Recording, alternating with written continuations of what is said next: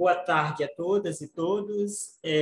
Com muito prazer, com muita alegria, que eu recebi aqui o convite da Simone para participar desse diálogo com a Rede de Proteção de Bragança Paulista, né? Naturalmente, eu aceitei com muita alegria, como de sempre, é um prazer estar dialogando com a Rede de Proteção. Meu nome é Antônio de Oliveira Lima, sou procurador do Ministério Público do Trabalho no Ceará, coordenador da Rede Peteca. A Rede Peteca é uma iniciativa, um projeto que a gente iniciou em 2008 e tem como objetivo prevenir e combater o trabalho infantil com foco na educação, né? Na verdade, a ideia inicial do Peteca é exatamente programa de educação contra a exploração do trabalho do adolescente, é engajar a escola no combate ao trabalho infantil. E nessa caminhada nós conseguimos ampliar esse diálogo, né? Fazer um diálogo bom com a educação, engajar os adolescentes através do protagonismo, fazer diálogo com as demais setoriais através, né, das ações estratégicas, trabalhar projetos de incentivo à leitura, né, incentivo à aprendizagem profissional e todos os temas relacionados ao direito da criança e do adolescente nós temos debatidos hoje na Rede Peteca. Em 2013, nós construímos uma agenda intersetorial. Em 2016, nós iniciamos uma agenda de protagonismo com os adolescentes. E aí, em 2016, a gente buscou uma parceria com a Fundação, a Associação Cidade Escola Aprendiz de São Paulo, né, uma ONG que já vinha, que trabalha em educação e comunicação, já vinha no trabalho com a Fundação Telefônica, e criamos um projeto de comunicação chamado de Rede Peteca Chico Trabalho Infantil, site, que hoje é chamado de Criança Livre, né? Criança Livre Trabalho Infantil. Esse projeto é gerido pela Associação Cidade Escola Aprendiz, Associação Cidade Escola Aprendiz, em parceria com o Ministério Público do Trabalho, Fórum Nacional, né? Então, assim, há um conhecimento já, uma articulação de várias pessoas, entidades que já participam dessa rede. Então, nessa caminhada, a gente tem aprendido todos os dias no diálogo com os parceiros na luta contra o trabalho infantil, e esse aprendizado tem se fortalecido. Nós temos hoje construído esses canais de comunicação através das nossas redes, do nosso canal no YouTube, né? Temos feito muitas formações, muitas capacitações, muitos eventos. O próximo será no dia 28 de janeiro, das 14 às 18 horas, que é um seminário sobre trabalho escravo e conexões com o trabalho infantil. Tendo em vista que o trabalho escravo é uma das piores formas de trabalho infantil, e o trabalho infantil é uma porta de entrada do trabalho escravo, né? E o dia 28 de janeiro é o Dia Nacional de Combate ao Trabalho Escravo. Então, nosso próximo evento da Rede Peteca, eu já de antemão já convido vocês para participarem, vou deixar aqui também no chat o link de inscrição, é o seminário Trabalho Escravo e Conexões com o Trabalho Infantil. Mas para hoje, né, para o nosso diálogo de hoje, da proposta, eu vinha trocando aqui algumas ideias com Simone, né, e ela colocando, né, a preocupação que tinha com relação ao problema do trabalho infantil e como fazer para fortalecer a rede de proteção nessas ações, né, principalmente na identificação de crianças e adolescentes que estão em situação de trabalho e no atendimento dessas crianças, né? Todos nós sabemos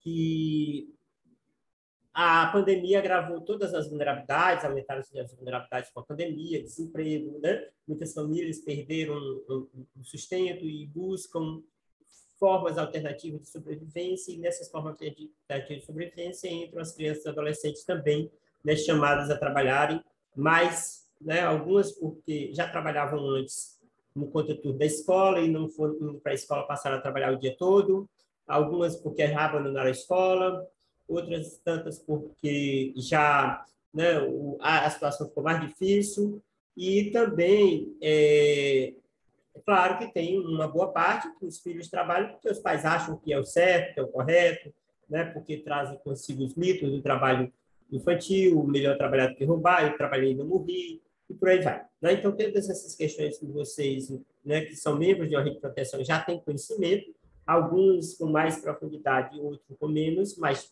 de modo geral, quem está na rede de proteção tem conhecimento dessas questões, ela se manifesta num grande desafio, né? Porque no longo da caminhada a gente foi aprendendo, a cada dia continuamos aprendendo, ainda temos muito a aprender, mas a gente foi aprendendo e percebendo e concebendo e,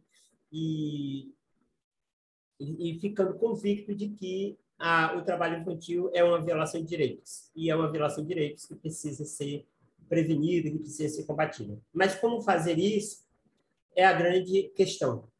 E a proposta, quando Simone me procurou, foi para ver assim, olha, a gente percebe que o trabalho infantil tem aumentado, os sinais de trabalho infantil estão nas ruas, estão nas vulnerabilidades, mas a gente tem dificuldade de como lidar com essa questão, de como resolver efetivamente o problema, certo? Então, eu digo, olha, isso é um problema em todo o Brasil, não é só de Bragança, mas eu só vejo um caminho para a solução do problema, não só o trabalho infantil ou qualquer outra violação de direito, que é o trabalho em rede, né? E o trabalho em rede é uma experiência que a gente tem muito ainda nas falas e pouco nas práticas, né? Tem exercitado pouco. Por algumas questões, né? Existem dificuldades estruturais, existem dificuldades também de compreensão, e existe também a nossa, né, aquele costume de a gente, né, eu já sei fazer assim, continua fazendo, mas o resultado não acontece, né? Então, eu disse, mãe, então eu só vejo um caminho para a gente avançar, é reunir essa rede, né, e a gente dialogar sobre quais são os desafios. O que precisamos mais urgentemente? Primeiro, é conhecimento. Precisamos, sei lá, nivelar conhecimento sobre o tema. Precisamos falar um pouco sobre o que é as causas, as consequências, né, um pouco das políticas públicas.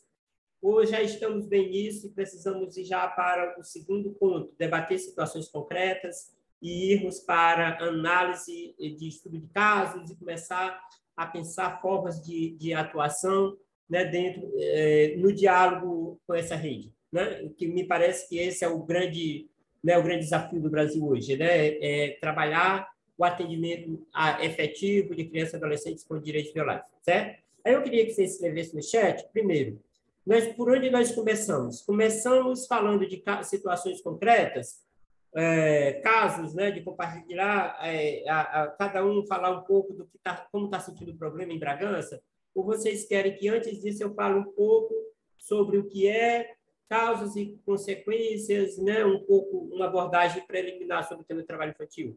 Por favor, escreva no chat, que aí a gente pode direcionar nosso primeiro encontro para o que seja de maior, na compreensão de vocês, de maior necessidade nesse momento. Vocês preferem que eu fale um pouco sobre o trabalho infantil e depois a gente abra uma roda de conversa para as escutas, ou vocês já preferem entrar logo direto nas escutas de uma explanação primeiro? Simone está opinando pela explanação primeiro, não é isso, Simone? Certo, então tudo bem. Então, eu vou começar aqui com uma explanação, né? Uma explanação que eu costumo fazer com os atores da rede de proteção. Eu gosto de usar, assim, trabalhar 4 pontos fundamentais, né, nessa questão da abordagem. O que é e o que não é, as causas, as consequências e as políticas públicas, né, que a gente tem hoje para enfrentar o problema, a dificuldade, o desafio dessas políticas públicas. É claro que isso é um tema que demandaria muito tempo para falar sobre tudo isso. A gente precisaria, eu acredito, pelo menos uma semana. Mas a gente faz hoje o primeiro encontro e, se for o caso, a gente marca o segundo encontro para aprofundar o que não der para ser feito hoje. Tá bom? Então, eu vou primeiro falar sobre o que é e o que não é trabalho infantil. E eu acho muito importante, a gente gasta um pouquinho de tempo mais, não é gasta, investe um pouquinho mais de tempo nessa fala, porque é muito recorrente as pessoas falarem sobre trabalho infantil como algo que não é exatamente trabalho infantil, mas às vezes uma das circunstâncias, uma das causas, né? E às vezes até uma deficiência de uma política pública a pessoa coloca ali como trabalho infantil. Mas geralmente o que é mais comum é as pessoas falarem que trabalho infantil é uma determinada coisa e quando você vai analisar, aquilo é apenas uma parte do problema, não é o problema como um todo. Eu vou pedir vocês licença só um instante, porque como essa enquanto está sendo gravado, e eu estou vendo que onde eu estou está um pouco escuro. Só iluminar um pouco o ambiente e eu já volto com vocês. Aguardem só um instante, tá?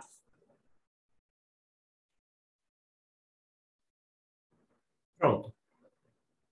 Retornando aqui, então eu vou logo dar um exemplo.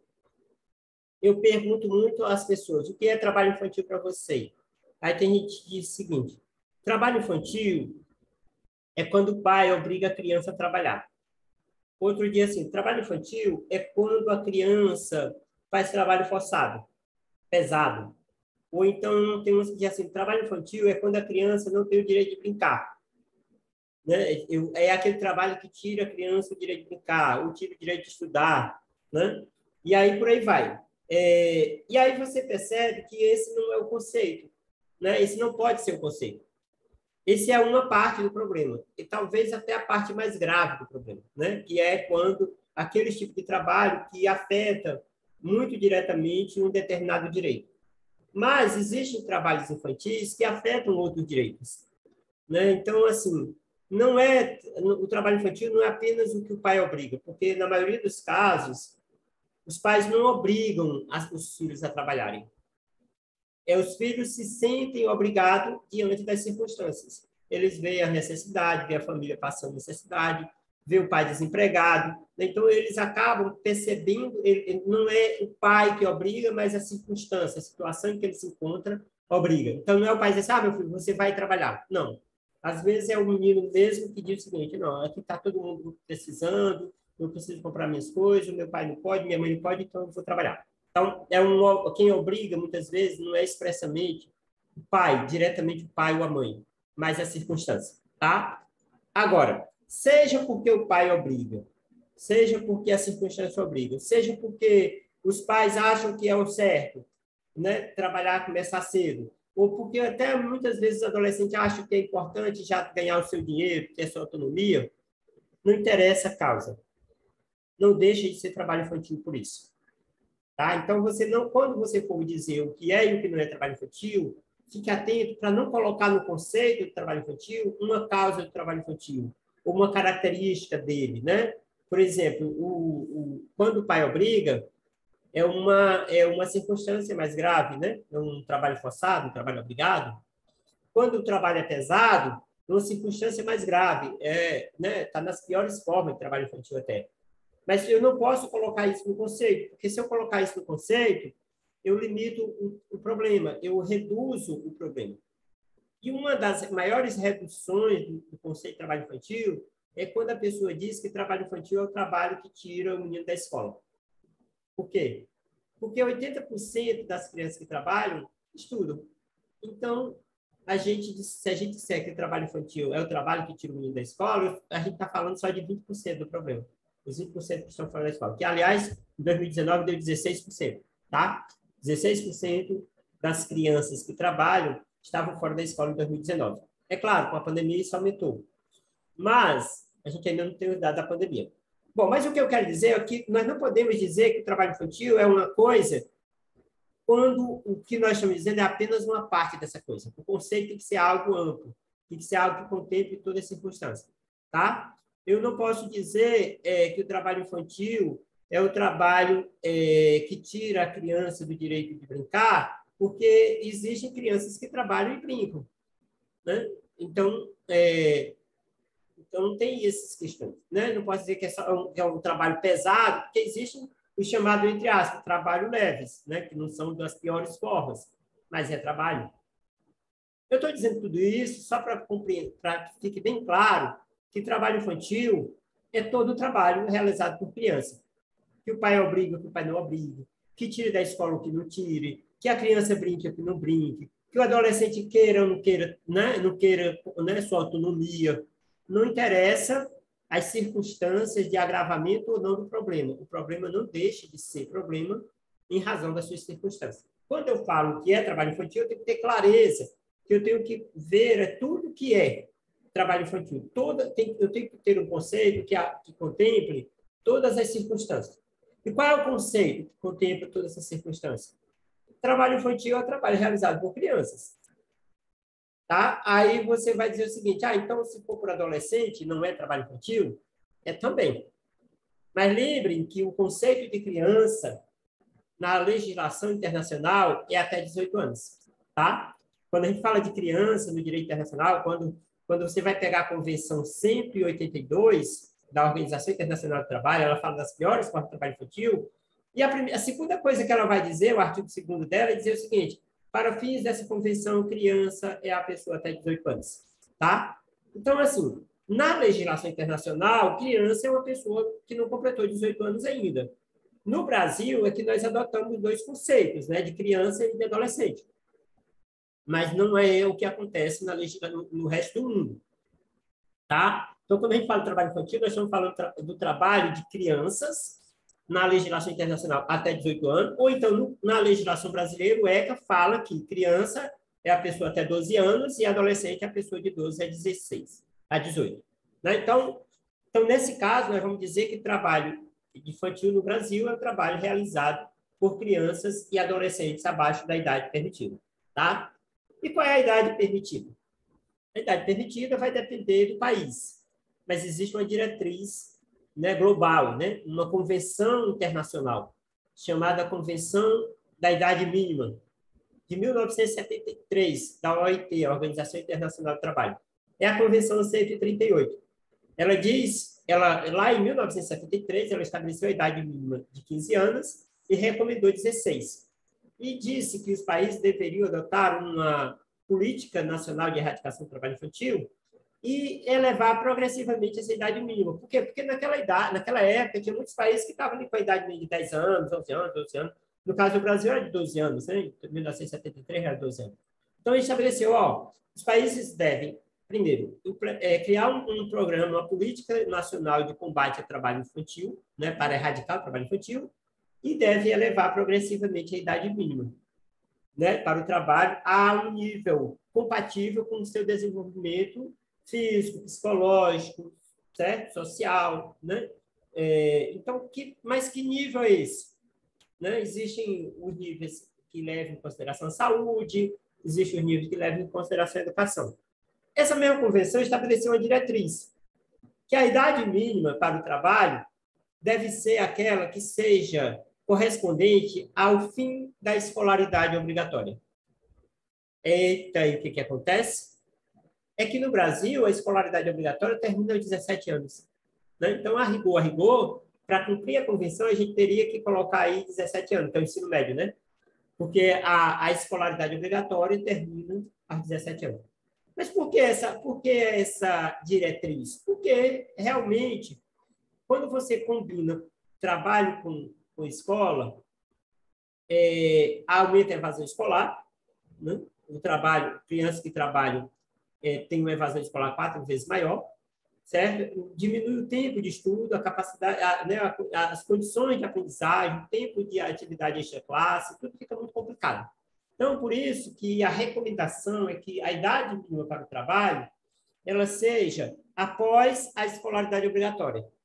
Aí o Brasil, ele em 1973, quando a Convenção 138 foi aprovada, essa Convenção da Idade Mínima, o Brasil sequer tinha escolaridade obrigatória. Né? Na verdade, o Brasil só passou a ter uma escolaridade obrigatória a partir de 88, com a Constituição Federal. E em 88, quando a Constituição Federal veio, né, na sua versão original, a escolaridade obrigatória era o ensino fundamental, que se termina, né, ali por volta dos 14 anos. Tá? E aí, essa mesma Constituição, em 1988, elevou a idade mínima de 12 para 14 anos, certo? Ou seja, dando essa compatibilidade com o critério da OIT, critério da Convenção 138, da idade mínima de ser compatível com o fim da escolaridade obrigatória, que no caso do Brasil, em 1988, passou a ser o ensino fundamental e, portanto, 14 anos passou a ser a idade mínima para o trabalho. E aí, nessa época, a Convenção 138 estaria sendo cumprida, né, nessa parte que manda compatibilizar a idade mínima com o fim da escolaridade obrigatória. Agora, o que acontece? Em 2009, veio uma emenda constitucional, a de número 59. O que ela estabeleceu? Ela estabeleceu que a escolaridade obrigatória, a partir de 2009, passa a ser o ensino médio também, a educação básica, né? O ensino médio, infantil, fundamental e médio, né? Chamada educação básica. Ora, a partir daí, aquela idade, 14 anos, já não servia mais, né? Porque não dava compatibilidade com o fim da escolaridade obrigatória. Mas o Brasil, antes mesmo de tornar obrigatória a escolaridade, né, do ensino médio, isso aconteceu em 2009, em 1998 veio a emenda constitucional, que aumentou de 14 para 16. Veja, em 1973, quando veio a convenção, era 12. Em 1988, na Constituição, a redação originária passou para 14. Em 1998, com a emenda constitucional número 20, passou para 16. Então, hoje, a gente estaria com déficit, vamos dizer, de um ano. Né? Assim, o fim da escolaridade obrigatória, como regra, acontece por volta de 16 anos, para 75% dos alunos, que a gente tem aí 25% que está fora da faixa, né? Com déficit de aprendizagem, né? Fora de faixa escolar e tal. Mas, assim, cerca de 75% concluem o ensino fundamental aos 14 anos e os que fazem o ensino médio também concluem, em média, ali pelos 17, 18 anos. Né? Então, vamos lá. Nós temos aí, com a emenda número 98, a elevação da idade mínima de 14 para 16, em 1998, emenda constitucional número 20. E, em 2009, a elevação da escolaridade obrigatória do ensino fundamental para o ensino médio. Então, vejam que a nossa regra hoje é a escolaridade obrigatória, é o ensino médio, e a idade mínima para o trabalho é 16 anos. Ocorre que existe no Congresso Nacional, né, desde quando foi aprovada a emenda 20, em 98, tentativas de reduzir essa idade de novo para 14. A primeira tentativa veio da CNI, a Confederação Nacional da Indústria, que ajuizou uma ação de inconstitucionalidade, queria que voltasse para os 14, alegando que a idade mínima de 16 anos era inconstitucional, né, porque tirava o direito dos adolescentes de trabalhar e tal, e começou a usar, né, o direito ao trabalho, enfim. O Supremo não considerou que essa ação não era correta e que a emenda constitucional estava em incompatibilidade com a Convenção 138 e com a escolaridade obrigatória e com os direitos fundamentais, com o princípio do não retrocesso. Foram várias questões e o Supremo rejeitou essa ação. Em 2008, houve uma nova tentativa de reduzir para 14. Estava prestes a ser aprovada na Comissão de Constituição e Justiça, mas o Ministério Público do Trabalho apresentou lá, através da Cor de Infância, uma nota técnica demonstrando que a iniciativa era um retrocesso, né? E existe um princípio chamado princípio do não retrocesso, que os direitos sociais já conquistados não devem ser retirados. Né? Essa tese foi acolhida por um dos deputados que fez um voto e esse voto saiu vencedor. Então, foi rejeitada a proposta de emenda constitucional de 2008, que pretendia retornar de 16 para 14. Só que, em 2011, um outro deputado apresentou uma nova proposta de emenda constitucional. E essa proposta ela não foi aprovada durante 2011 a 2015. 2015 ela foi arquivada. Né? O então deputado Paulo Maluf deu um parecer favorável, mas a gente fez articulações, conseguiu fazer com que ela não fosse votada. Em 2011 e 2015, ela foi arquivada no início de 2015, por conta que tinha completado, né, ali uns 4 anos daquela legislatura, e a regra, o regimento do Congresso diz que se uma proposta de emenda constitucional não for aprovada durante os 4 anos de duração do mandato dos deputados, daqueles deputados que deram a iniciativa, ela deve ser arquivada. Mas que outro deputado, ou mesmo deputado, se ele for reeleito, ele pode pedir desarquivamento na legislatura seguinte. E foi o que aconteceu em 2015. Ela foi desarquivada, né, por um deputado, o autor desarquivou, e aí tramitou o processo. A gente fez articulações, conseguimos um relator favorável, aliás, que o relator apresentasse um voto contra a PEC. E ela não foi aprovada, mas também não chegou a ser votada. Aí aconteceu a mesma coisa. Final de 2019, início de 2019 foi arquivado, por completar os 4 anos, E ainda em 2019 ela foi desarquivada por outro deputado, né? E aí agora, no final do ano passado, houve todo um movimento, né? A Comissão de Constituição e Justiça, a presidente da comissão, a Bia Kicis, do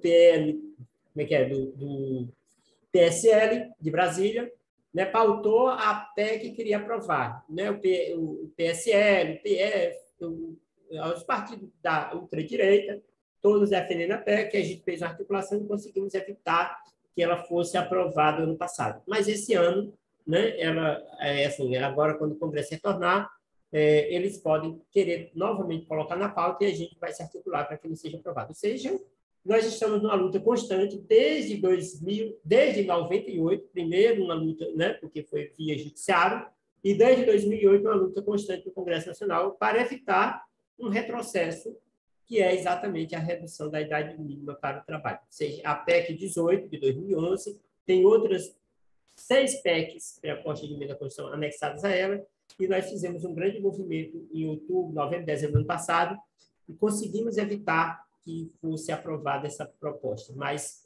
é uma luta constante e esse ano a gente espera que, se voltar para a pauta, a gente consiga mobilizar novamente para que ela não seja aprovada.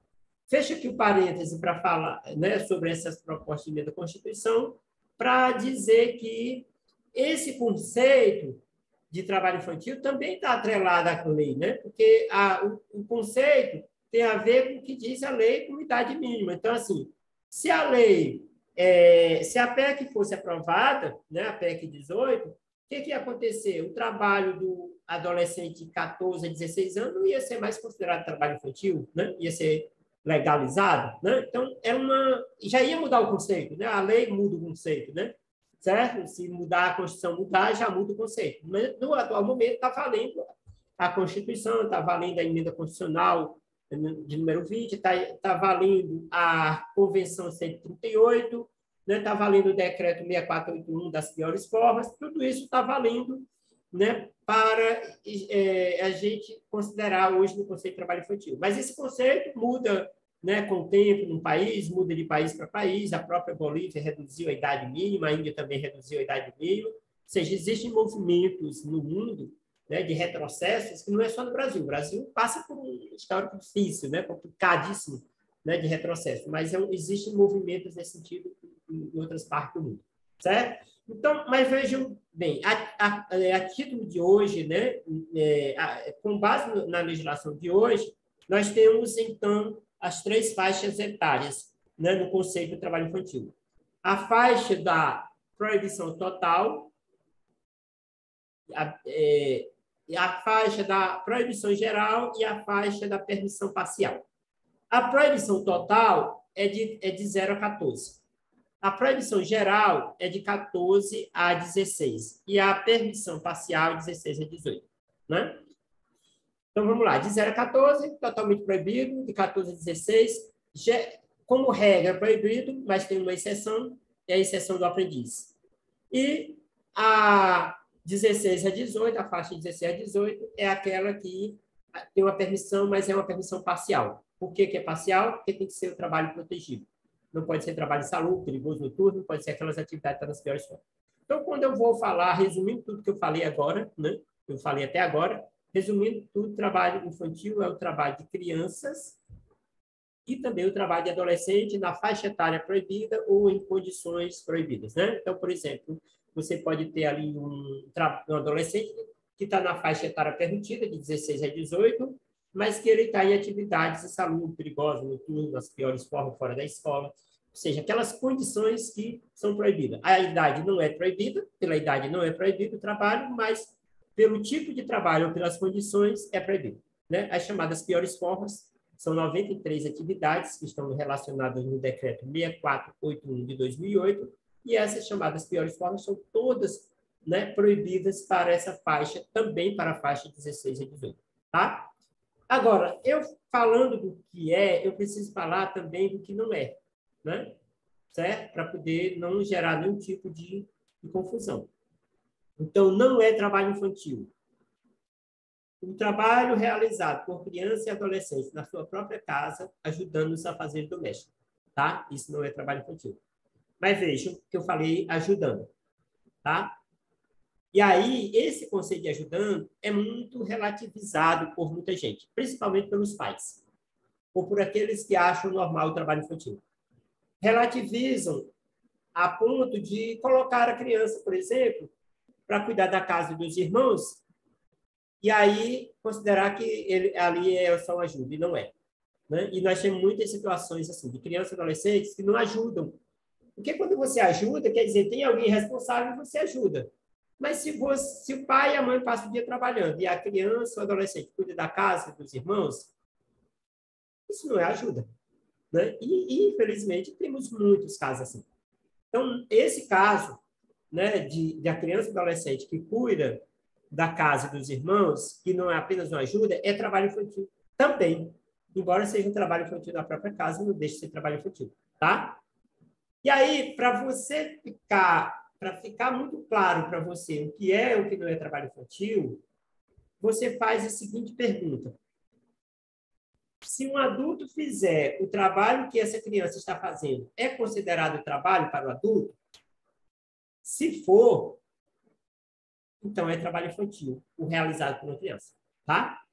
Então, por exemplo, se a mãe ou o pai cuida da casa, né, cuida dos irmãos e tal, né, isso é um trabalho ou não é um trabalho? Né? Certo? Então, assim, aí nós temos um problema sério, né? Porque, né, mesmo, né, dentro da cultura, nossa cultura machista, né, costumamos dizer assim, lá em casa, quem trabalha, eu trabalho, mas minha esposa não trabalha, ela só cuida da casa. Né? Então, assim, até mesmo, né, o trabalho doméstico, né, realizado pela mulher, né, geralmente, né, porque quando é realizado pelo homem, todo mundo dá conta que o homem, né, fez alguma coisa e tal, mas se é pela mulher é normal. E aí ele disse que ela não trabalha, né? Não trabalha, certo? E aí esse conceito do não trabalha para a mulher é levado também para a criança, né? Que ela não trabalha. Ela está fazendo tudo, mas não, falando, ela não trabalha, certo? Então a gente precisa também ter esse cuidado, né? Para não excluir do trabalho infantil as crianças e adolescentes que cuidam da casa e dos irmãos, né? Que assumem a responsabilidade, que não estão se ajudando. Tem muitas assim. Eu vou dizer para vocês, é bem mais do que vocês imaginam. Para cada 2 casos de trabalho infantil reconhecidos nas estatísticas do IBGE, que não levam em consideração os afazeres domésticos, nós vamos ter mais, pelo menos, para cada caso, vamos ter pelo menos mais 2 casos de crianças que cuidam da casa e dos irmãos do trabalho doméstico na própria casa, certo? Então, é uma estatística muito importante para a gente estar atento, certo? Então, vamos lá. Outra situação que não é considerada trabalho infantil, embora seja bem polêmico, né? Eu mesmo discordo dessa exceção, mas está na lei, está na Convenção 138, né, que é o trabalho artístico. Tá? Trabalho artístico, o trabalho artístico realizado por criança e adolescente, ele é excepcionado da proibição geral do trabalho infantil. Excepcionado, totalmente excepcionado, não. Ele é permitido ser excepcionado. Né? A convenção permite que cada país, ouvido a representante dos trabalhadores e dos empregadores, que nunca vão discordar disso, infelizmente, eles estão sempre, né? Não estão muito preocupados com essa questão, mas diz que o país pode, mediante a autoridade competente, em casos específicos, autorizar a participação de crianças e adolescentes em atividades artísticas. E aí nós temos um problema que no Brasil isso não está regulamentado, né? E acaba que o trabalho artístico no Brasil ele acontece e a gente sabe do que acontece porque assim vem uma parte do que se destaca através de telenovela, né, do trabalho artístico em geral, né, do artista mirim, né, enfim, mas não está regulamentado no Brasil. A única regulamentação que nós temos no ECA, no 149, é com relação à participação da criança e adolescente nos espetáculos. Mas ela, enquanto público, né? Para assistir. Mas não para trabalhar, não está dito lá nada a respeito da criança, né? Assim, a regulamentação da criança, do trabalho da criança. E aí nós temos 2 problemas. A falta de lei, por um lado, a falta de regulamentação dessa questão, e a outra parte é a falta de sensibilidade do Supremo Tribunal Federal. que, ao analisar uma ação sobre essa temática, considerou que isso não é trabalho. Vejam, que absurdo, né? Se um ator faz uma novela, isso é considerado trabalho, né? É um trabalho, tem um contrato de trabalho, tem direitos. Mas se uma criança faz uma novela, isso não é considerado trabalho. Para o Supremo, isso não é trabalho. E isso é um absurdo, né? Por mais ridículo que seja essa interpretação, é o Supremo que está dizendo. Né? E se é o Supremo que está dizendo, ele é a autoridade para interpretar a Constituição. E aí ficam todos os juízes submetidos a essa interpretação. É equivocada, mas existe. O Supremo fez isso. Né? Considerou que a Justiça do Trabalho não tinha competência para apreciar os pedidos de autorização de alvará, porque dizendo que isso não é uma relação de trabalho. Né? E aí botou essa atribuição como sendo do juiz da infância, que aí não deveria ser, mas infelizmente a maioria dos juízes da infância ainda não estão sensibilizados ou conscientizados sobre essa problemática do trabalho infantil. Não deveria ser assim. Todos os cidadãos, e principalmente o sistema de justiça, deveriam estar plenamente conscientizados sobre os malefícios do trabalho infantil. Mas, infelizmente, não é o que acontece. Nós vimos muitos juízes dando alvarás para trabalho de crianças. Não, para trabalho de adolescentes e até em atividades insalubres. Né? Então, assim, é uma questão que a gente ainda não resolveu, não está, né, devidamente equacionado, é a sensibilização do sistema de justiça com relação ao trabalho infantil. Né? Muitos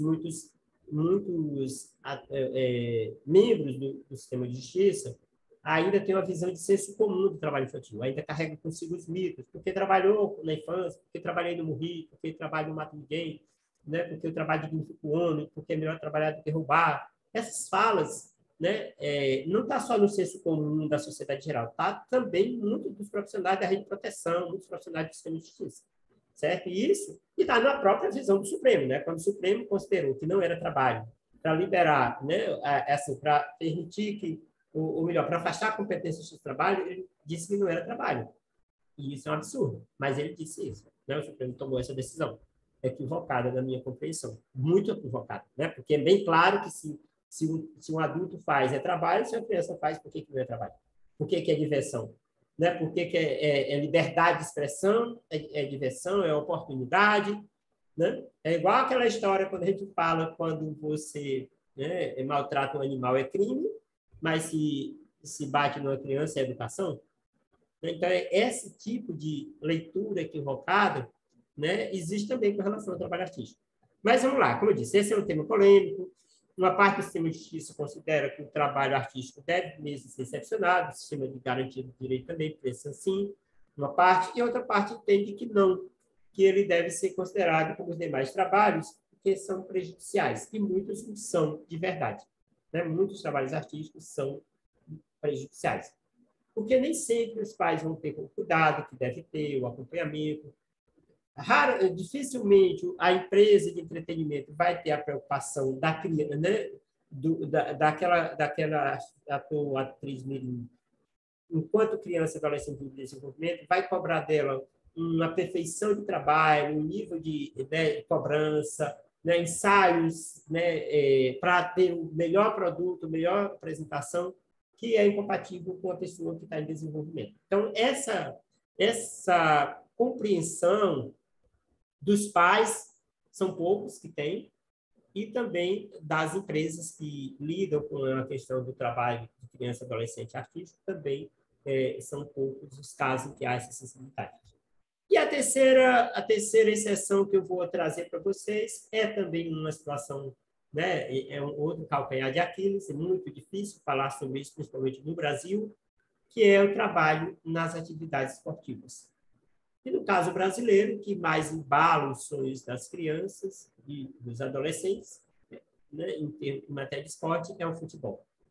Certo? Só que ele traz muitos prejuízos para as crianças e adolescentes, principalmente, né, assim, aquelas que se embalam no sonho de ser um grande jogador e se espelham, né, em vários ídolos e corre atrás desse sonho, e muitas vezes esse sonho vira um pesadelo. Um pesadelo porque no meio do caminho 99% descobre que não será um profissional da bola. Não vai viver da bola porque não tem uma...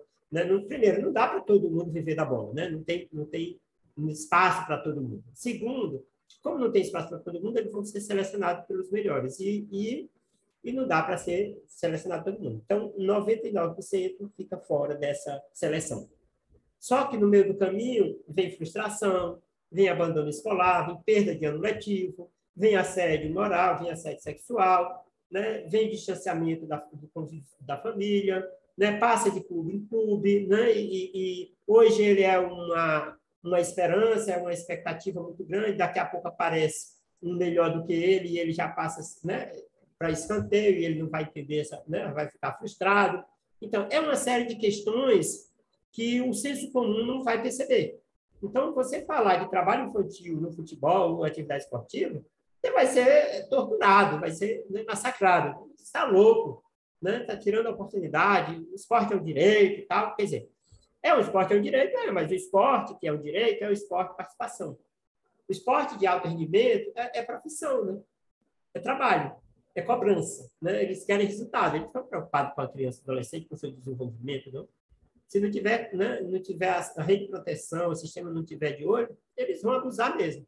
Né? Infelizmente, a gente tem histórias muito tristes, né? Como aquela lá, né, né, dos meninos do Flamengo, né? E outras tantas, né? Mas é aquela assim, né, aquela tragédia ali do grupo, né?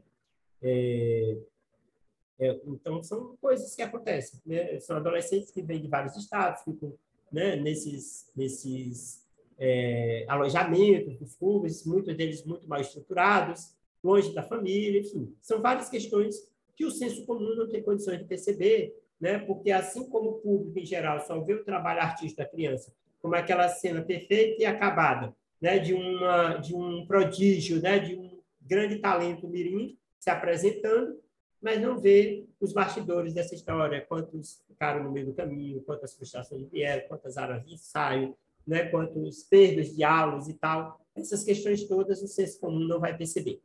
Nem mesmo a rede de proteção, né, em boa parte também não consegue perceber. Somente aquelas pessoas que acabam se debruçando, estudando sobre o tema, vai perceber aí os liames dessa história.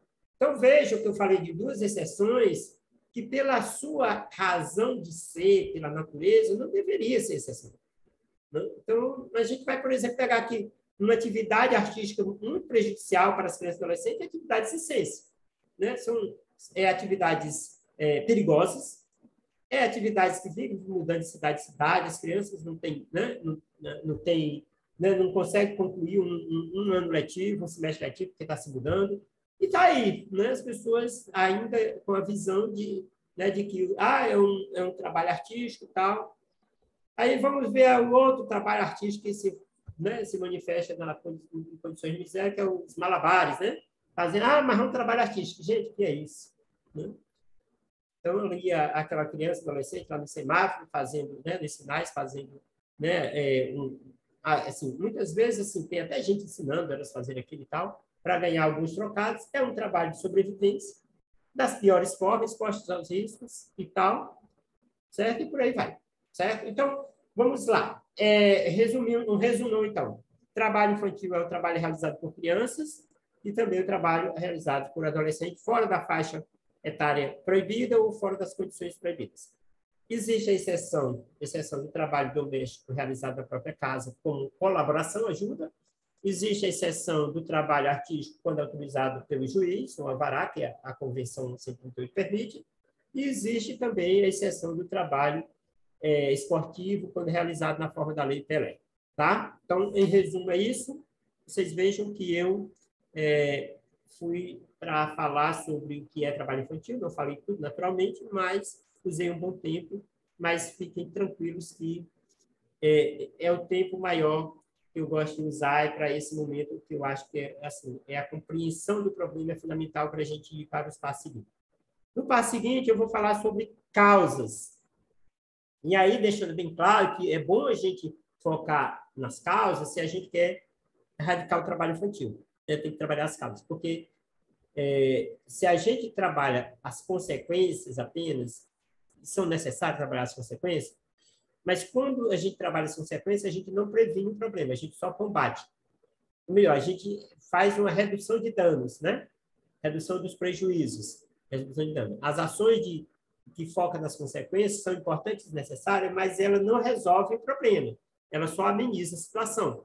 Ela reduz os danos, tá? As ações que resolvem o problema são as ações focadas nas causas. E quais são as causas do trabalho infantil? Olha, gente, são tantas. E muitas delas se misturam, né, com outras violações de direitos. As causas do trabalho infantil também são causas de outras violações de direito. E outras violações de direito também agravam a situação do trabalho infantil. Mas vejam, eu gosto de fazer resumir as causas do trabalho infantil em duas. Né? Não duas causas, mas dois conjuntos de causas. Aí você já vai vendo aí várias situações que se enquadram nesse conjunto de causas. As causas socioeconômicas, né, que tem a ver com a estrutura da família, com a empregabilidade, com o sustento, né, com a falta de emprego, né, essa coisa, né, que tem um lado assim, econômico e também essa organização, como essa família está estruturada dentro da sociedade. Né? Então, nessas causas socioeconômicas, você vai perceber que o forte apelo é o sustento da família. Né? E, de um modo geral, sempre vai estar relacionado à pobreza, a sustento da família, ou em algumas situações, né, do adolescente que quer comprar algum produto né, dentro da sociedade de consumo que a gente vive, mas que seus pais não têm condições e ele se sente ali motivado a ir trabalhar, antecipar logo né, entrar no mercado de trabalho para poder ter aquela coisa. Outros dizem assim, eu quero ter minha independência, eu não quero depender dos meus pais, eu quero ganhar meu próprio dinheiro. A gente escuta muito adolescentes falando isso também. Então, existem essas causas que a gente precisa atacar dentro de um conjunto de políticas públicas, né, que vai ver aí a prevenir essa situação. Então, esse conjunto de políticas públicas a gente vai já analisar, mas antes de analisar desse conjunto de políticas públicas que vai focar nas causas, nós vamos analisar também as causas histórico-culturais, tá? Esse que tem a ver muito com os mitos do trabalho infantil, ou as crenças que as pessoas têm a respeito do trabalho infantil, né? Então, quando eu escuto pessoas dizendo assim, é melhor trabalhar do que roubar, eu trabalhei e não morri, o trabalho dignifica o homem, é melhor toda a família, é melhor a criança ajudar, né, trabalhar e ajudar no sustento da família do que a família passar necessidade, já que, né, está aí esse desemprego todo. Né? Então, assim, esse tipo de fala é aquele que busca justificar o problema com outro problema, ou então busca justificar o problema com a falta da solução. A ausência de políticas públicas, né? Então, assim, como não tem a solução, aí melhor deixar do jeito que está lá. Na verdade, é a política do pelo menos, né? Pelo menos não está roubando, né? Pelo menos não está traficando, não está fazendo coisa errada, né? Pelo menos está ajudando no sustento da família. Pelo menos vai ser uma pessoa de bem, né? Vai ser uma pessoa de bem. Então, esse tipo de justificativa, né? Aquilo que a gente tenta justificar o problema ou com outro problema, né? Que aí é o grande equívoco, né? Você tentar justificar o problema com o outro, né? Porque trabalhar é melhor do que roubar e justificar o problema com o outro, né? E também justifica na falta de solução do problema, e diz assim, mas como não tem emprego, como não tem escola em tempo integral, como não tem política pública, então, como o Estado não ajuda, então vamos deixar a criança ajudar, né, a família. O Estado não ajuda a família, então vamos deixar a criança ajudar a família. Então, tem muita gente que se conforma com essa situação, que se conforma com a falta de solução, que se conforma, né, com a justificativa de dizer o seguinte, existe o risco dessa criança ir para o tráfico? Existe. Não podemos negar que ela existe. Mas aí a pessoa se conforma que ela vá para o trabalho infantil, para uma outra violação de direito, porque existe o risco de ela ir para uma violação. Né? Porque uma coisa é dizer o seguinte, olha, uma criança foi recrutada pelo tráfico, que é uma das piores formas de trabalho infantil, certo? E você querer retirar dessa situação é uma coisa. A outra coisa é o seguinte, a criança ainda não está no trabalho infantil e eu estou botando ela para o trabalho infantil com medo dela dela ir para o tráfico ou outra situação de violação de direito, tá? Então, a gente não pode querer resolver um problema com o outro, ou justificar um problema com o outro, ou então ter uma política de pelo menos, né? Uma política de pelo menos. O pelo menos não está roubando, pelo menos, sabe? não, pelo menos está indo para a escola, né? Então, a política do pelo menos a gente não pode tolerar. E isso está muito na compreensão né, a forma como eu compreendo o problema. Se eu entendo isso ou não como uma violação de direito, ou se eu entendo isso como uma violação de direito de pequena relevância, né? De pequeno potencial ofensivo, uma violação de direito, certo? Então, essa parte aí, né, essas causas, a gente tem melhores condições de combater através de ações, por exemplo, de educação, de campanhas, né? Então, a gente vai ver um pouquinho mais sobre isso. Mas as causas histórico-culturais, elas levam tempo, né? Porque a lei muda de um dia para o outro, né? Nós, em 88, passamos de 14 para 16, de 12 para 14, em 98, de 14 para 16, mas esse pensamento da sociedade a respeito do trabalho infantil ser ou não bom, ser ou não ruim, isso leva mais tempo para mudar. E nós criamos o Peteca, né? A Rede Peteca nasce exatamente com esse objetivo, de engajar a escola no combate ao trabalho infantil. Porque 80% das crianças que trabalham estudam. Então, 80%, aliás, agora 86%, né? Então, 86% do trabalho infantil tem endereço certo, a escola. Né? 86% dos trabalhadores infantis convivem 5 dias por semana, né? 200 dias letivos por ano, em princípio, com os professores. Tem convivência. Aqui tem algumas parcerias da educação, é fundamental a gente engajar a escola no combate ao trabalho infantil. Né? Porque se eu tenho um professor, ou se eu tenho uma professora que acha e acredita que é melhor trabalhar do que roubar, porque trabalhou e não morreu, e porque eu trabalho de grupo com o homem, quem tem esse tipo de pensamento, seja professor, seja juiz, promotor, seja o que for, conselheiro tutelar, ainda temos muitos atores da rede de proteção que têm esse tipo de pensamento. O fato é que quem tem esse tipo de pensamento não vai sequer perceber o trabalho infantil. O professor que tem os mitos consigo, ele não vai perceber o trabalho infantil porque ele vai achar aquilo normal. A gente não percebe o normal, a gente só percebe o atípico, né? Que é diferente, o que a gente não considera normal. Né? Então, ele nem vai perceber. Por isso que é importante sensibilizá-los antes para que ele perceba. Ele vai achar normal, não vai perceber. Mas se ele for sensibilizado, ele passar a se incomodar, aí ele vai perceber os sinais do trabalho infantil quando a criança falta, né? Quando a criança chega atrasada, quando a criança mostra ali os sinais, né? Os calos, as marcas físicas e psicológicas do trabalho infantil, ou quando a criança diz, não, tio, eu não posso fazer a tarefa porque eu tenho que trabalhar. Né? Então, amanhã eu não venho porque eu tenho que trabalhar. Isso aí, muitos professores escutam essa história, mas acho isso natural e põe na conta do normal. E a gente precisa desnormalizar essa situação, né?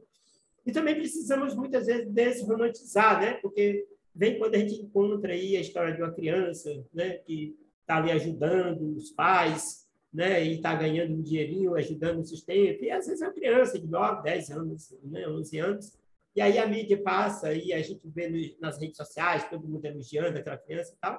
Uma coisa é a criança, agora outra coisa é a violação do direito dessa criança. Né? Então, assim, muitas vezes as pessoas não percebem que nessa história, né, que as pessoas fazem muito elogio à criança, ela está sendo explorada, ela está tendo seu direito violado. Embora ela seja prodígio, embora ela seja muito bonito ver uma criança, né, tá ali, né, com seu espírito de ajudar a família, de ajudar as pessoas e tal, você não pode deixar que né, assim, esse protagonismo dessa criança né, que quer ajudar e tal, se converta numa exploração. Né? A gente não pode ter essa tolerância. Certo? Então, nós precisamos ainda muito trabalhar nessa questão dos aspectos culturais, né, de combater os mitos do trabalho infantil. Porque se a gente não fizer isso, mesmo melhorando a situação econômica daquela família, né, ela vai continuar no trabalho infantil. E uma prova disso está na região sul do país, né? E o próprio centro-oeste, a própria região aí de São Paulo, né, onde vocês moram, o estado de São Paulo, mas principalmente a região sul, tem um alto índice de trabalho infantil em razão dos mitos, em razão da compreensão ou a falta de compreensão do problema como uma violação de direitos. Então, assim, vocês, para terem uma ideia, a região sul apresentou o maior índice de trabalho infantil em várias pesquisas mais recentes dos últimos anos, né? Maior índice de trabalho infantil do Brasil. Tá? Não o maior número, mas o maior índice. Tá? Maior percentual. Então, se a gente pegar o último censo, apresentou Santa Catarina com o maior índice do país, aí depois vem o Rio Grande do Sul, que está ali, quer dizer, aí quando somou os três, deu o maior índice da região sul. Quando a gente foi olhar para o município, dos 100 municípios com maiores índices de trabalho infantil no Brasil, 91 estavam na região sul, 91 dos 100. Aí você vai perceber que o trabalho infantil não é um problema apenas de pobreza material, de pobreza econômica, mas também cultural, né? E a gente precisa trabalhar isso, né? Porque a gente vê muitas falas de apologia ao trabalho infantil. Hoje até o atual presidente da República faz isso, né? Tem ele concorda com o trabalho infantil, defende o trabalho infantil, e muita gente, e ele tem muitos seguidores, né? Quantos seguidores o presidente tem? Né? Muitos. E os seguidores repetem a fala dele. Então, a gente tem ainda esse problema, né? Hoje, mais agravado, né? Certo? Bom, mas aí a gente, trabalhando essas causas culturais, né? Que eu acho que a gente tem condições de trabalhar no processo de formação continuada de rede, né? No processo de trabalhar essa abordagem nas escolas, no serviço de convivência, enfim, todos os espaços onde tivermos, né? Como trabalhar, fazendo campanhas constantes, capacitação continuada da rede, a gente vai avançando nessa pauta. O outro ponto é a questão, aí sim, a maior dificuldade que a gente vai ter que fazer um outro debate, acho que não vai ser hoje, talvez não vai dar tempo, vocês vão decidir, é debater as estratégias para efetivar a situação das crianças e adolescentes que estão no trabalho infantil em razão da vulnerabilidade, né? As causas socioeconômicas, essas são muito, né, muito visíveis, né? Eu acho que é o que mais deixa incomodado aí um conselheiro, um profissional da assistência, é quando você está na situação de ver o adolescente com a situação de direito violado, que está lá no trabalho infantil, e não ter nenhum amparo ali, não ter nenhuma retaguarda na estrutura socioassistencial do município para atender essa família, para atender essa criança, e ela vai continuar ali no semáforo, no outro ponto, se você não tiver uma solução, né? Ou então você tem um adolescente que não tem nenhuma empresa ali, um projeto para incluí-lo como aprendiz, ele está ali dos 14 a 18 anos, né? Muitas vezes nas piores formas, às vezes facilmente recrutável pelo tráfico, e você não tem um programa de aprendiz para inseri-lo, né? Então, é um outro problema também de desafio que a gente precisa, né, buscar e construir soluções para essa situação. Mas vejam, eu falava das causas que são extremamente importantes para a gente resolver o problema, porque, né, quando você ataca as causas, você resolve o problema, né? Se você quiser prevenir, tem que atacar as causas. Mas também não dá para a gente só prevenir, né? Só combater as causas, quando na nossa frente já tem uma criança ou adolescente com trabalho infantil, né? Já tem uma criança ou adolescente com seu direito violado. Então, a gente também tem que combater. A gente também tem que ter a política de redução de danos, do atender essa criança que está com seu direito violado para reduzir os danos dela, né? Então, assim, precisa... Só que, qual é o grande desafio que nós temos nessa hora? Porque na política da prevenção, eu consigo fazer a prevenção sem identificar a criança que está com seu direito violado, né?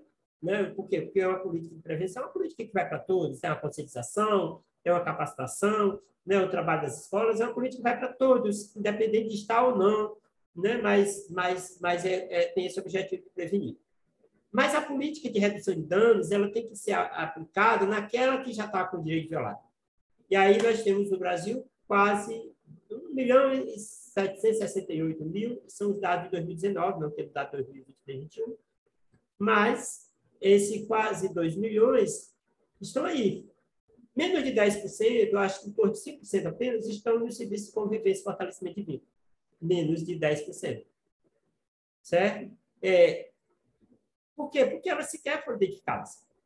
Então, como é que eu vou combater, como é que eu vou reduzir danos sofridos por uma criança que está fora da escola, se eu não por conta do trabalho infantil, né? Tem muitos casos assim, cerca de 16% está assim, está no trabalho infantil e fora da escola, se eu não consigo identificar essa criança. Ou então, se essa criança está na escola e está no trabalho infantil, mas eu não consegui identificar, daqui a pouco ela vai sair da escola. A evasão escolar é 4 vezes maior. Como é que eu vou fazer essa política de redução de danos, né, de combater, se eu não conhecer bem esses efeitos, essas consequências, não evitar, né, não tiver uma política focada nisso? Né? Então, é importante, é fundamental né, fazer um trabalho de busca ativa das crianças e adolescentes fora da escola, agora nesse início de ano, né? Principalmente você pegar aqui alunos do nono ano, que terminaram no nono ano, muitos não vão para o ensino médio, né? Acontece muita evasão escolar nessa transição do ensino fundamental para o ensino médio, certo? Se eu não tiver uma política de busca ativa das crianças e adolescentes que estão em situações de trabalho e outras vulnerabilidades, como é que eu vou reduzir os danos dessas crianças? Como é que eu vou atender? Certo? E aí depois a gente vai para outras questões que vamos falar, né, agora, assim. E uma vez identificado, como é que eu vou atender se a política não está bem estruturada? Que tipo de atendimento eu tenho hoje? Serviço de convivência e fortalecimento de vínculo no meu município está funcionando? Quantos dias por semana ele funciona? Quantas horas por dia ele atende? Efetivamente, quantas crianças e adolescentes participam, vão para as atividades? Não diria agora no período de pandemia, que as atividades, né, eu acho que estão sendo suspensas novamente por agravamento, né? Mas, mesmo antes da pandemia, 2019, né? Eu agora em outubro, novembro, né, quando as atividades presenciais retornaram, quantas crianças e adolescentes foram efetivamente serviços de convivência, né? Quantas, vejam bem, a maioria não foi identificada, né? 90% não foi identificada. O 10% foi identificado, está ali no serviço de convivência, mas efetivamente muitos não vão. E aqueles que vão quantos dias por semana? Geralmente 1 ou 2 dias. E os outros dias, o que acontece? Né? O que acontece nos outros dias é que ele fica mais vulnerável à violação de direito. Por que não existe, no âmbito da assistência social, uma parceria com a Secretaria de Esporte para fazer um projeto de esporte para um dia da semana dos seus meninos, né? Das serviços de convivência? Uma parceria com a Secretaria de Cultura para fazer um projeto de cultura para outro dia da semana, né? Assim, por que não há essa união, essa intencionalidade da política de atendimento? Né? A intencionalidade está muito nas falas, nas capacitações e tal, mas na hora de casar as políticas, né, de atender, poucos são os municípios que fazem isso efetivamente. Né? Então, esse é um problema que a gente identifica também aí nas políticas públicas. Certo? Então, eu queria, só para poder a gente abrir aqui a sala e ouvir vocês, eu queria pontuar 3 políticas públicas básicas no combate ao trabalho infantil, que precisam ser melhoradas, ampliadas, e para isso precisam ser identificadas crianças e adolescentes que estão em situação de trabalho, que precisam ser melhoradas na qualidade, né, e na quantidade de atendimento. Tá? Então, a primeira política que eu vou falar é a da criança e adolescente da assistência social. Aliás, antes dela, uma outra. Não sei como é que está no município de vocês, mas a maioria do município brasileiro está muito mal. A política da educação integral. Essa é a política mais estruturante, mais importante, mais fundamental, mais eficaz para combater 84% do trabalho infantil. Porque 84% das crianças e adolescentes que trabalham estudam no contraturno, estudam no tempo parcial. Se elas estivessem na escola em tempo integral, elas não estariam no trabalho. E o Plano Nacional de Educação diz que até 2024, meta 6 do Plano Nacional de Educação, até 2024, pelo menos 50% da escola deve ter, né, pelo menos 50% da escola deve ofertar educação em tempo integral. Isso, a maioria dos municípios não tá cumprindo essa meta, né, e nem está adotando medidas para cumpri-la no limite do prazo, que é 2024. Tá? Então, essa eu acho que é a política mais importante, mais fundamental para 84%. Para os 16% que estão fora da escola, aí a política que é importante, ainda no campo da educação, é a busca ativa escolar. Ir atrás dessas crianças para voltar para a escola. Certo? Para os adolescentes entre 16 e 18 anos, a política pública mais importante, eficaz, é o programa do aprendiz. Né? Aí nós temos aí ainda 50% das empresas que não cumprem a cota mínima de aprendiz, né? E aí daria para inserir. Temos municípios que, em sua grande maioria, não criaram programa de aprendizagem, não criaram programa de aprendiz.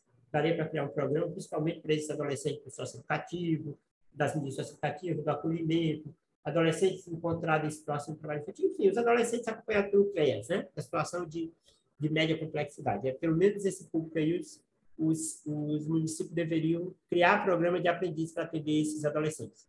Certo? E então, pronto, eu vou ficar com essas 3 políticas. Educação em tempo integral, Plano Nacional de Educação, meta 6. O serviço de convivência para as crianças. Tá? O serviço de convivência, o que precisa ser feito? Ampliar o atendimento na quantidade e na qualidade.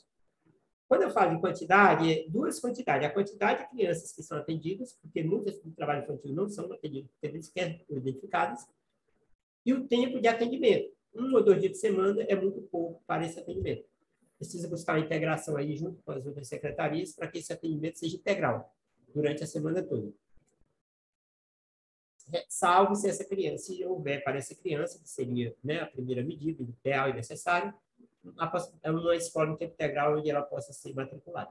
Né? Então, para a gente, prioridade, escola em tempo integral. E segundo, serviço de convivência para criança e adolescente, de qualidade e quantidade, e política de aprendizagem profissional para os adolescentes de 14 a 18 anos. Para criança e adolescente até 14 anos, serviço de convivência fortalecido. Para adolescentes de 16 a 18 anos, trabalho na condição de aprendiz, né, para que esses adolescentes que hoje estão em situação de trabalho sejam tirados da situação e sejam colocados em programa de aprendizagem profissional. Certo?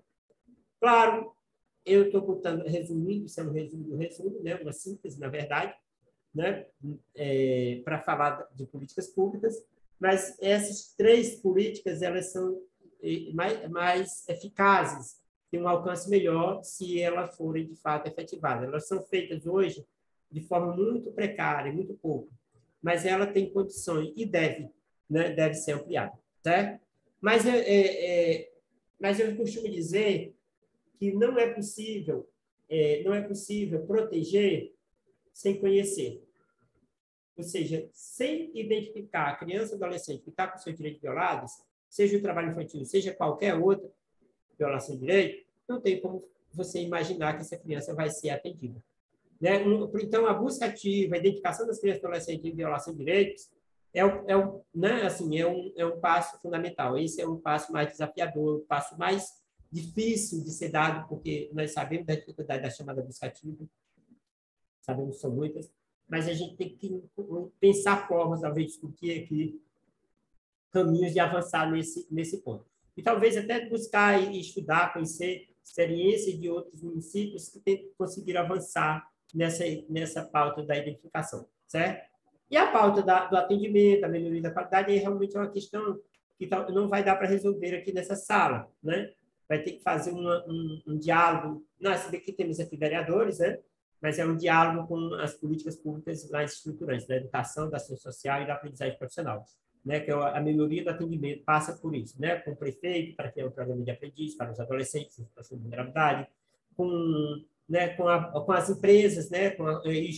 Junto ao Ministério Público do Trabalho, superintendência, cobrança das empresas que não cumprem a cota de aprendiz para os adolescentes, com a melhoria dos serviços socioespeciais aí, do serviço de convivência, e com a Secretaria de Educação caminhando com a meta 6 do Plano Nacional para a implementação da escola em tempo integral na forma da lei que aprovou o Plano Nacional, né, que estabelece até 2024, certo? Então, gente, em resumo, é isso. Vocês viram que eu falo demais, mas podem ficar tranquilos que hoje eu não falei tanto assim, né, já certo? Por mais que, né, vocês já estejam cansados, eu não falei tanto assim. Eu tentei apressar e resumir minha fala para poder ter um tempo de ouvir vocês sobre essas questões que eu falei ou sobre outras questões relacionadas ao tema que vocês queiram pontuar, certo? Então, eu vou aqui, acho que agora abrir a sala, deixa eu ver. Pronto. Agora, quem quiser pode falar, certo? Se preferência, se tiver muita gente, a gente pode organizar aqui a fala pelo chat. Aqui a Simone Bueno já levanta a mão. Né? Pronto, Simone, pronto, já você foi a primeira a se manifestar, se alguém se manifestou antes do chat eu não vi, mas se alguém quiser falar, se manifestar, pode levantar a mãozinha, né? Aí, ó, aí já vi a Simone Marcos também levantando a mão, as duas Simone já levantaram a mão aqui, certo? Vamos lá, Simone Bueno, primeiro e depois a Simone Marcos. Boa tarde a todos, né? Eu aqui hoje represento o Conselho Municipal da Criança e Adolescente, na qual estou presidente, e paralelo a isso também sou coordenadora de projetos de uma ONG, que hoje no município é a única OSC, chamada Comenor, que encaminha os adolescentes para o mercado de trabalho. E aí, a gente tem algumas coisas contraditórias, né, doutor Antônio? Por exemplo, hoje a gente tem adolescentes que trabalham e que provavelmente vão ter que ser dispensados do serviço, porque nós estamos hoje atendendo, e aí está o nosso amigo professor aí da rede estadual, hoje nós temos 20 escolas estaduais no município, 10 vão ser em período integral. E a maioria dos adolescentes que estão trabalhando estão aí nas escolas de período integral. Esses adolescentes têm aí 17 anos, 16, 17 anos. Então, é meio contraditório o que a política traz para nós. Isso é um problema que o município vai enfrentar a partir aí do dia 2 de fevereiro, quando voltam às aulas. Isso é um desabafo e, ao mesmo tempo, uma pergunta. O que nós vamos fazer com esses adolescentes que estão trabalhando e que não vão conseguir vagas no período noturno, né? E vão ter que estar na escola, porque a prioridade diz que primeiro é a escola, mas ele já vem trabalhando aí há um bom tempo. Entendi. A respeito disso aí, se você quiser, eu já falo sobre isso aí, tá? Porque o que acontece é o seguinte, existe, de fato, nós estamos passando por esse momento de adaptação na nova lei aí, né, chamado novo ensino médio, que amplia a partir desse ano a carga horária, né? E aí, como tem que ampliar a carga horária para 1.000 horas, vai entrar uma parte aí no tempo que o aprendiz estaria na aprendizagem, né? O aluno está na aprendizagem. Então, a esse respeito, existe uma recomendação do CONANDA, do Conselho Nacional, para os Conselhos Estaduais de Educação façam adequação, né? De considerar nessa jornada das 1.000 horas as horas da aprendizagem profissional, de modo que ele não tenha que sair do aprendiz para fins de cumprir aquela carga horária lá de 1.000 horas. Certo? Há pelo menos 4 estados, estados que já têm uma recomendação, uma orientação nesse sentido, né? Já tem uma recomendação nos estados, e os outros estão nesse debate ainda para fazer esse ajuste, né? Mas a orientação do CONANDA é nesse sentido, de que haja uma adequação, que os conselhos estaduais, né, que são competentes para isso, né, façam essa adequação, né, de aceitar na carga horária do ensino médio, né, para o cômputo das 1.000 horas, essas horas da aprendizagem profissional, certo?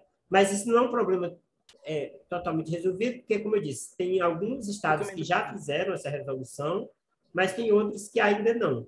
Mas eu acredito, Simone, que essa equação vai ser concluída. Eu acredito que não vejo, assim, pelo menos assim, nas falas, uma oposição a que seja dado esse encaminhamento, né, que o próprio CONANDA já recomenda, tá certo? E que alguns conselhos estaduais de educação já estão caminhando. Eu tenho a impressão que São Paulo está nesses estados que o Conselho Estadual de Educação se manifestou sobre isso. Mas recomendações têm força de lei, né? É assim, recomendação, nós estamos falando, o que eu estou colocando aqui... Não, mas desculpa, assuntos atuais. A competência... Assim, sim, a competência é do Conselho Estadual de Educação. Tá. Então, aí, se ele não vai resolver, eu vou fazer... mesmo, certo? Sim. Então, a resolução dele é que delibera sobre isso. Não existe uma diretriz que venha de nacional, porque cada Conselho Estadual de Educação tem a sua competência. Então, compete ao Conselho Estadual de Educação disciplinar isso, certo? E aí ele não fez, nós vamos mandar os meninos embora, eles vão voltar para a rua. Aí eles não vão fazer. Nós estamos falando de 2 de fevereiro agora. Você tem noção, assim, a gente tem um número grande desses adolescentes. Né? Não, mas no caso de São Paulo, não já existe no âmbito do Conselho Estadual de Educação essa orientação? Não.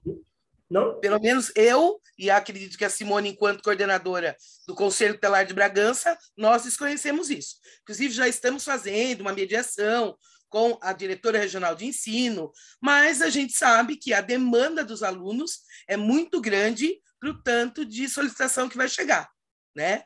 A gente tem aí, inclusive, o Davi está aí e sabe disso, está dentro de toda essa estrutura. Então, isso é um problema. Então, fora os outros que já existem, esse é mais um que nós vamos ter que abraçar. Mas são problemas que são problemas que vão surgir o tempo todo. Esse aí é consequência dessa mudança que houve, né, no chamado, certo? Então, assim, ainda vai ser necessário fazer esse diálogo com todos os atores envolvidos, né? Porque, assim, de um modo geral, assim, a nota técnica CONANDA, ela vai caminhando na mesma linha que alguns conselhos estaduais de educação já fizeram, que foi o de considerar essas aulas do aprendiz, do contrato, do programa de aprendiz dentro da carga horária, certo? Agora, eu não sei se aí, Davi, você sabe informar se já tem alguma coisa aí da Secretaria de Estado sobre isso, não? São Paulo? Davi? Davi está na sala? Está me ouvindo? Está me ouvindo? Estamos, agora Davi. sim, agora sim. Ah, ótimo. Eu não estou sabendo ainda. Não, né? Por enquanto, chegou lá não para você tenho. ainda não, né? Às vezes pode até ter chegado, né? Mas no meu caso, que no setor de convivência, ainda não chegou ainda não. Certo. Mas essa questão está sendo debatida, gente. Eu tenho a impressão que São Paulo já é um dos estados, agora eu preciso tirar essa dúvida, é um dos estados que já tem essa resolução aí, certo? Mas eu vou consultar e eu informo você no grupo se é realmente isso. Mas eu lembro que são 4 estados e existe já uma recomendação do CONANDA nesse sentido para os demais estados fazer esse diálogo, né, esse ajuste. Eu já pedi aqui uma reunião com o Conselho Estadual aqui do Ceará para a gente fazer esse diálogo aqui também, certo? E os procuradores do trabalho em todo o Brasil também estão com essa missão, né, de buscar esse diálogo com os Conselhos Estaduais de Educação para que faça esse ajuste aí nesse período de transição. Eu sempre digo, nós sempre lutamos pela educação em tempo integral e ainda não é uma educação em tempo integral, mas já alguns passos estão sendo dados, né? Certo? Mas e a ideia é que não haja um prejuízo realmente para as crianças, no caso aí para os adolescentes aprendizes, certo? Essa é a ideia, certo? Tinha outra questão que você ia falar, Simone? E aí um outro apontamento, né? Quando o senhor coloca assim que, na verdade, as causas, né? E hoje a gente tem ação, isso eu vou falar do meu município, que é o qual eu tenho conhecimento 100%. As nossas ações, elas são só paliativas, né? A gente não consegue abranger e mesmo porque a gente não pode deixar de apontar aqui, para a rede toda que está aqui assistindo, que nós vamos estar trabalhando a todo momento com o problema da cultura de que tudo pode e de que a gente é que implica com a situação, por exemplo, do moleque vendendo alguma coisa no farol. O que eu vejo do lado de cá é assim, as ações, elas não são ações coordenadas, né? Quando a gente fala de um equipamento que tem que estar, na verdade, protegendo aquele menino que está lá vendendo, seja bombom, seja fazendo malabarismo, ou seja traficando drogas, né? Porque como o senhor mesmo falou, uma das minhas teses, o tráfico é o pior trabalho infantil que existe, de 9 anos a 17 anos. Então, o que a gente tem? A gente tem hoje no município de Bragança, sim, uma rede onde todas as pessoas fazem aquilo que está lá numa seguida, numa pegada. O CMDCA e o Conselho Tutelar, ele vem constantemente, né, numa tratativa com a Secretaria Municipal de Ação e Desenvolvimento Social, inclusive com ofícios, com reuniões. Agora a gente está em fase final, inclusive, da implantação real, né, de uma equipe de abordagem de criança e adolescente, não uma equipe de abordagem como todo mundo diz que tem, mas chegou, isso, o senhor deve ver isso constantemente. E a minha indignação é assim, aciona a rede, a equipe vai lá, aí senta o Conselho Tutelar e todo mundo, o CREAS, o Conselho Tutelar, o CMDCA, a secretária da SEMADES, os equipamentos, e quando chega na hora real de definir como ajudar a família e aquele moleque, porque nós temos adolescentes pontuais no município de Bragança, no Farol, onde a rede toda conhece eles. A gente chegou a um ponto de levar tudo isso para o judiciário, né? E nada é feito. Eu não sei como que o senhor tem visto isso nos outros municípios, mas no nosso acontece isso. Então, a gente vai ter 6, 5 adolescentes em situação de vender coisas no Farol, e aí você tem toda uma equipe, sentou, resolveu naquele momento, e no dia seguinte ele está lá de novo.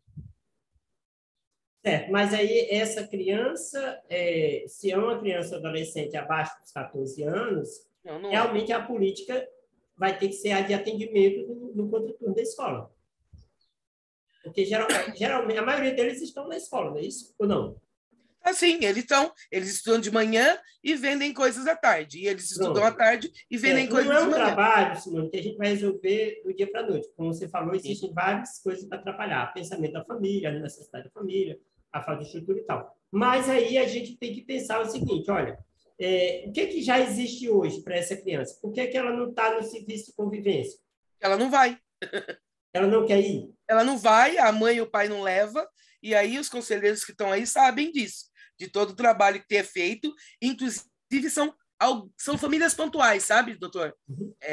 Nós não temos, lógico, com certeza tem trabalho infantil dentro do município, mas esses casos pontuais detectados ou pelo Conselho Tutelar ou pela rede, ou esses casos eles são irresolvíveis, uma palavra que nem existe no dicionário.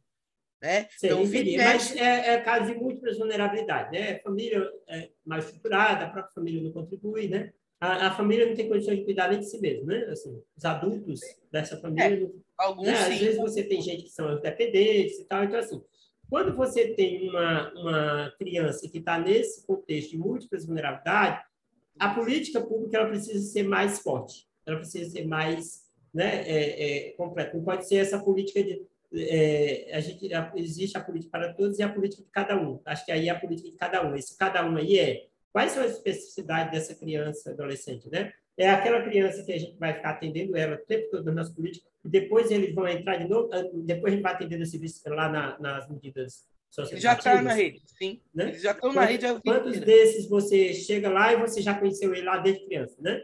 Então, realmente, o fortalecimento da política precisa ser construída nesse momento ainda, né? Nesse momento inicial, né? De debater assim, como a gente vai fortalecer, que estratégia a gente vai adotar para essa criança ir para o serviço, para essa família, sei lá, a família, não sei, a família criada, alguém da família que possa ajudar nesse processo. A gente tem que encontrar uma saída, né? E eu acho que isso tem que ser estudado e ser debatido. Assim. Existem problemas que eles são, como você usou o termo, irresolvíveis em determinado momento e em determinada circunstância.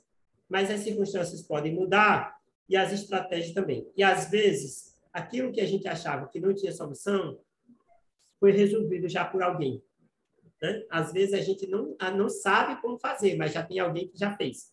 Certo? Então, acho que a gente precisa estudar um pouquinho mais sobre experiências de casos, né, de solução de múltiplas vulnerabilidades, pessoas que já enfrentaram esse problema. Certo? É porque, às vezes, a gente tem pouco conhecimento sobre as coisas. Né? A gente não conhece as outras experiências, mas tem gente que já existem pessoas que já resolveram problemas que a gente não conseguiu resolver. Eu acho que é isso também que a gente precisa, né? Não vamos colocar na conta, né? Vamos colocar na conta dos desafios, mas não na conta não temos mais nada para fazer porque esse caso não tem solução. Quando a gente ia pensar nisso, aí a gente já, né, jogou a toalha, né? E a gente não pode jogar essa toalha, não. A gente tem que segurar essa toalha, tá bom? Certo? Oi, Simone. Simone, pode falar. São aqui 25 para 5. Eu quero agradecer imensamente, né, a presença do senhor. Nós estamos aqui com 36 pessoas na sala, né? E quem são essas pessoas, né, da sala? Então, a gente tem o pessoal aí da saúde, tem o pessoal da educação, tem o pessoal da segurança, tem a presidente do CMDCA, o Conselho Tutelar, enfim. E aí eu coloquei uma proposta naquele grupo, né, de WhatsApp que a gente criou, que é a seguinte: eu sugiro que esse grupo que está aqui hoje monte um grupo de trabalho para a construção de um fluxograma de atendimento ao nosso município. Porque eu achei super bacana a participação da cultura, né, a participação da Secretaria de Esportes. E quando o senhor fala, né, do serviço de convivência, deixa eu baixar aqui um pouquinho que eu estou sozinha na sala. E quando o senhor fala, né, do serviço de convivência, eu acho realmente que 2, 3 dias para o serviço de convivência ficam outros dias vagos. E aí, de repente, a gente pode criar aí um grupo de trabalho, né, partindo de tudo que a gente ouviu aqui hoje, para que tenha uma efetividade, uma continuidade maior. Então, deixo primeiramente essa sugestão a todos que estão participando dessa sala, para que a gente possa montar um grupo de trabalho e construir juntos aí um fluxograma de atendimento para o nosso município. Tenho 4 preocupações. Uma, a presidente do CMDCA, a Simone, já falou, que realmente é assegurar o direito à educação ao adolescente trabalhador, conforme preconiza aí o ECA no seu artigo 54, no inciso 6. né? É lei federal, né? A oferta de ensino noturno regular adequado às condições do adolescente trabalhador. Então, né, conto aí com o Davi, né, para levar isso aí para a diretoria de ensino, né?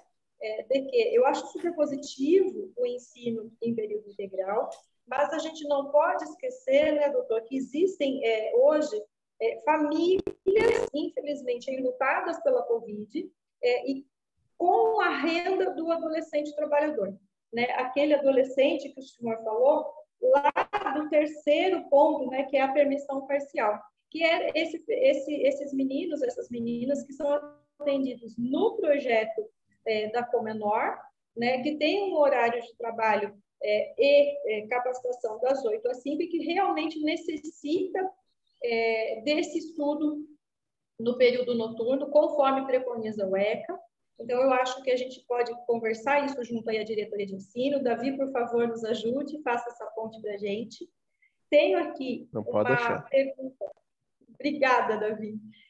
Tenho aqui uma pergunta para o senhor. Como que a gente consegue colocar esse projeto MPT na escola, né, que eu acho também assim, de suma importância, e eu vou tentar ser mais breve para o senhor encerrar com isso.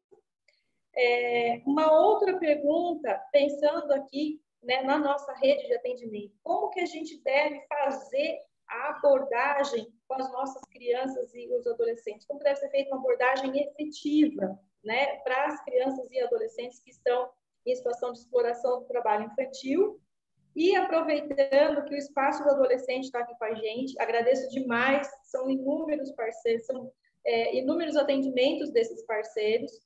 Eu gostaria aqui de deixar uma pergunta, aproveitando que eles estão aqui, como que o trabalho infantil afeta a saúde da criança e do adolescente, para que a gente realmente possa, enfim, atender todas as áreas aí dessas famílias, né? Atender a criança e o adolescente e assegurar o direito à educação, né, a todos, né, e a todas, até os 17 anos, que seria aí o ensino médio, falar um pouquinho desse projeto MPT na escola, para que a Secretaria de Educação, a diretoria de ensino aqui representadas, né, pelos amigos queridos, possam fazer um trabalho efetivo de prevenção, nos orientar quanto a gente fazer essa abordagem, né, com efetividade, aproveitando aqui os equipamentos do SUAS que estão com a gente, e realmente saber dessa saúde da criança e adolescente vítima aí da exploração do trabalho infantil, uma vez que muitos deles, a Simone vai lembrar aqui dos casos de panfletagem, né? E um sol como hoje aqui, a gente está com 31 graus, esses meninos, essas meninas estão às vezes panfletando aí na rua com uma garrafinha de água e um pacote de bolacha recheado. Agradeço a todos que participaram. E, por favor, pensem com carinho nessa proposta da gente montar aqui um grupo de trabalho para que a gente realmente consiga construir um fluxo do nosso município, né, para os nossos munícipes, para as nossas crianças, para os nossos adolescentes. A realidade do Brasil é muito similar, mas a nossa, nós estamos aqui, a gente sabe, até pelo nome, quem são os nossos atendidos, e eu acho que esse é o diferencial, a gente fazer uma coisa nossa, usando toda a rede que está aqui presente hoje. Muito obrigada, gratidão, doutor, gratidão, Simone, gratidão a todos os parceiros e amigos que estão aqui com a gente nessa tarde.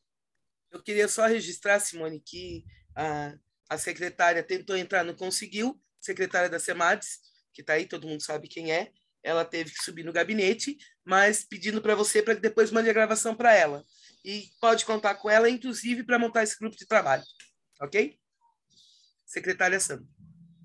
Ok. Gente, ó, como está lá no grupo, viu, no grupo do WhatsApp, a resolução do CONANDA, tá, sobre essa questão. E aí, só confirmando, eu verifiquei aqui, realmente São Paulo tem essa diretriz já, viu?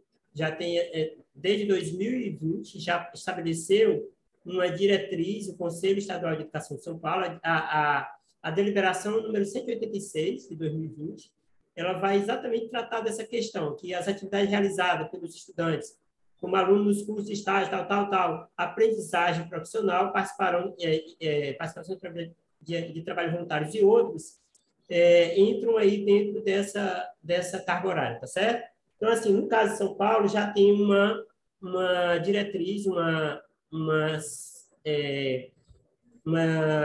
deliberação, a CE 186, ela foi aprovada por um decreto, né, do gabinete secretário, pela resolução de agosto de 2020, certo? Homologou já essa deliberação. Então, assim, esse tema em São Paulo já está resolvido desde 2000, tá? Essa questão de considerar a aprendizagem para fins dessa carga horária, tá bom? O que o CONANDA recomendou foi os demais estados onde ainda não tem, mas São Paulo já tem, certo? É só vocês se apropriarem disso aí, eu vou estar lá no grupo, tá? Agora, Simone, Marcos, o grupo de trabalho, né, eu acho uma boa ideia. Agora, mais do que fluxo, viu, gente?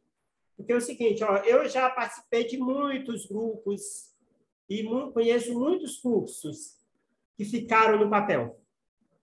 Aqui eu queria um fluxo ação, um fluxo de casos concretos, um fluxo que analisasse, avaliasse os dados, que estudasse casos concretos, que fosse, né, para algo que venha a mais do que temos hoje. Por exemplo, quantas crianças e adolescentes temos hoje acompanhadas pelo CREAS?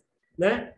Quanto isso representa? Essas informações são completas? Tem órgãos aqui dentro da rede que tem informações que o CREAS, que não sabe, que criança e adolescente que estão em situação de trabalho, tem conselheiro tutelar que identificou criança e adolescente que não está lá na conta, né, do CREAS. Então, tem muita coisa que uma rede, um grupo, seja mais efetivo quando trabalha em situações concretas, né, que avance, melhore e avalie. Tá certo? Eu coloco à minha disposição essa questão do MPT na escola. Né? A gente pode, sim, nós estamos hoje trabalhando em rede aqui, né, dentro da rede PT, que a gente fazemos já com vários municípios do estado de São Paulo, essas capacitações sobre essa temática com os professores, a gente pode fazer também com Bragança, certo? Nós fizemos com Araraquara o ano passado, fizemos com alguns municípios paulistas, certo? A gente pode fazer isso, conversar com os colegas de São Paulo também para dar essa força, tá? Mas será um prazer poder colaborar aí com a rede, tá bom? Estou aqui à disposição. E aí eu vou deixar eu vou baixar aqui essa gravação e passar aqui para ti, para você compartilhar aí, enquanto lá no grupo também o link, tá bom? É isso? Muito obrigada, doutor Antônio. Se alguém quiser fazer aí as considerações finais, Júlio, Solange, né, nós aqui do Conselho Tutelar, né, Vanessa, que está com a mãe hospitalizada, está acompanhando aí, né, esse momento de trabalho, né, essa contribuição do senhor para nós. Temos as vereadoras que já se colocaram à disposição também para estar ajudando a gente, e isso é importantíssimo, né, doutor? A gente ter aí na Câmara vereadores e vereadoras atuantes mesmo, para que possam levar os projetos, né, para a Casa das Leis, e aí sim eu acho que a gente consegue fundamentar, né, os nossos objetivos, né, a partir do momento que as vereadoras possam nos ajudar, né, com os projetos e quiçá, né, aí uma lei municipal de atendimento, né, com uma amplitude, é um sonho, mas a gente tem que aprender que o sonho é possível. Nós aqui hoje, com mais de 33 pessoas, né, quase 2 horas, porque são pessoas comprometidas, são pessoas que realmente querem fazer a diferença aqui em Bragança Paulista. E o senhor veio a somar e a brilhantar a nossa parte. Muito, muito obrigada, meu amigo. Muito obrigada. Prazer. Então, gente, estou aqui à disposição, certo? Qualquer coisa, vocês fiquem à vontade. Lá no grupo também eu vou passando as coisas. Lembrando do seminário do dia 28, eu vou botar o link de inscrição lá no grupo também, tá bom? Certo? Então, é isso. Podemos encerrar? Eu pedi só para vocês todos acenderem as câmeras, para eu tirar um print aqui. Por favor. Vocês podem acender aí, quem puder ligar a câmera. Dar um print aqui desse momento. Ok? Acho que é isso.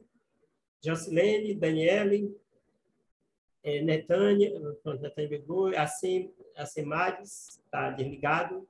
Pronto, acho que podemos dar um print aqui. Eu boto lá no grupo, tá, gente? Printado. Então, já podemos fechar aqui, viu, gente? Grande abraço, prazer, felicidade. Deus abençoe e bom final de semana a todos. Cuidados, né? Cuidados constantes. Nós estamos ainda nesse momento muito difícil, mas vamos vencer. Um abraço. Muito obrigada. Tchau, tchau. Tchau, Boa gente. tarde, Tchau, pessoal. boa tarde. Obrigada pelo e-mail.